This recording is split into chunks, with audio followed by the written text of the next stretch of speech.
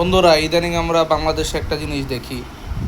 আগে যেখানে বাংলাদেশে ইন্টারমিডিয়েট পাস হলে, ডিগ্রি পাস হলে বাংলাদেশে থেকে যেত, এখানেই চাকরি বাকরি করতো, সেখানে এখন মাস্টার্স কমপ্লিট, এমবিএ কমপ্লিট, ওরা কেউই বাংলাদেশে থাকছে না।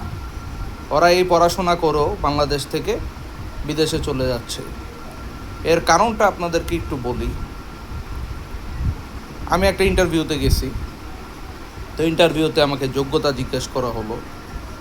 বলল, আমরা তো যোগ্যতা দিছি মাস্টার্স কমপ্লিট, তো আপনার যোগ্যতা কী? তো আমার যোগ্যতা আমি বললাম এই।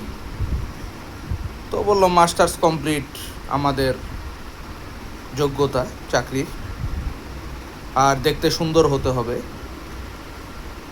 লম্বায় হতে হবে 5 ফুট 8 ইঞ্চি সর্বনিম্ন, আর আমার সাথে কি আপনি টানা 10-15 মিনিট ইংলিশে কথা বলতে পারবেন? তো আমি মোটামুটি ইংলিশে কথাটা বলতে পারলাম 10-15 মিনিট। তো আমি জিজ্ঞেস করলাম, স্যার, এত কিছু যেহেতু যোগ্যতা লাগবে, সেহেতু আমার বেতনটা কত? বলল, আপনার বেতন 10,000 টাকা। আমি বললাম যে 10,000 টাকা বেতন, এত যোগ্যতা, আমাকে হুন্ডা চালানিও জানতে হবে, আমার ভালো ইংলিশও জানতে হবে, চেহারা সুন্দর হতে হবে, ডেলি ক্লিন শেভ করতে হবে, আবার আমার